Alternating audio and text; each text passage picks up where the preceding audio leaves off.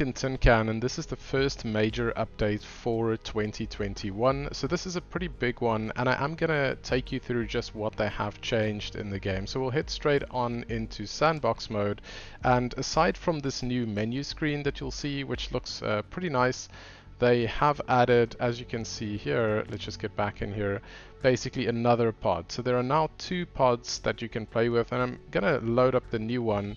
And then I'll just talk a little bit about why it seems the developers have included this, aside from the fact that it is of course nice to have different pods. That just changes up the experience a little bit. But yeah, so this is the new pod. As you can see, it's a lot bigger than the other one. So it is going to be interesting to be doing some survival runs in this one as well. And we're definitely going to be doing that at some point. But I think the major reason why they have introduced this is because multiplayer is coming at some point. And of course, I guess the idea is that if you have a much bigger pod, then you could have two, or I'm not sure, maybe more players that are moving around and having to fix systems. This is definitely going to be more challenging right now, because you can see you have the repair system over here and the battery charger. Then you basically have the main computer on this side with the oxygen and CO2 bottles, the refill station basically. Then you have your oxygen generator, the carbon dioxide scrubber, and the pressure generator, which in this update is more relevant, I think, than it used to be before. I'll talk about that in a second. And then up here you have the temperature management system. You also have the main lights and the emergency lights, and then this output with basically all of the key systems that you need to keep an eye on. So I think that probably the big change that's going to need to come, or basically the work that the developers are going to need to work on now, is creating a 3D model for the other players. And that's why I initially thought that it would be quite a bit of work to do a multiplayer update, because you would basically need to fully animate a 3D character, and that character would need to pick up objects and so on. Of course, at the moment, because it's a first-person game and because you don't see anybody else, there's no need for them to have a model like that, because you can't see your own character model. But I think that's what they're going to need to do, and that's always quite tough. I mean, I don't know how hard it is to do, but I'm sure it's hard to do it well in a way that that looks good from a gameplay perspective. But we're just going to quickly go on and switch these out. We are in sandbox mode, so we don't need to worry about any other events. So this is basically it, the new pod, and we are going to be, as I said, trying this out a bit to see what it's like to play in the new pod.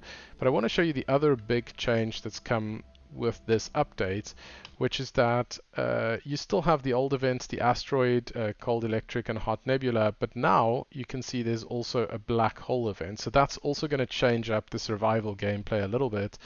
And I am going to enable this so that you can see what it does.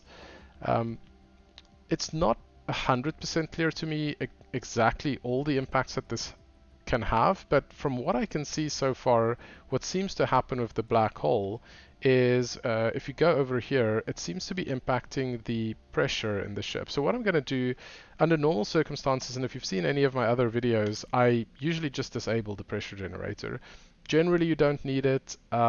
It only becomes an issue if you yourself make changes to the pressure in the pod. But I think I can already hear this becoming an issue.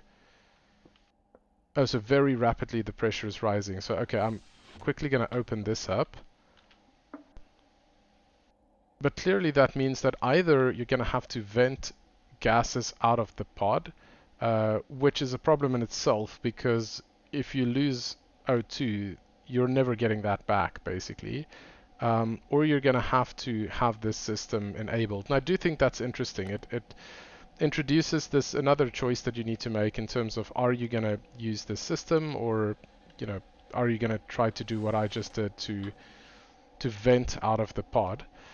And I'm not sure what else it does. From what I can see, the rest seems to be pretty stable. There does seem to be a little bit of drift on the character. I'm not sure if that's a bug or if that's meant to be. It could be that we're being pulled towards the black hole. I can't see it. And let's see if we can actually see it. Oh yeah, so I'm absolutely being pulled towards something here. Oh, there it is. So we are physically being pulled towards the black hole. And that seems to be impacting the pressure. Everything else seems to be functioning fine. I can't see any errors showing up. I don't know if this has any other impacts. So that's basically it for now in terms of the update. The other update that is coming at some point that I'm definitely looking forward to is the one where you basically have a rescue event. So that'll sort of give you an end goal to play towards. But yeah, I mean, in the meantime, I am probably going to be doing some survival runs with the new event. I'll also be doing it within the new pod, and we'll see how that goes. And I'm also keen to know if you've seen anything else from the new update. I know they've also included a couple of extra languages in the game, but if you've seen anything else in terms of what the impact of the black hole event is, or just anything else interesting, do let me know in the comments below. And then I'll see you for the next video.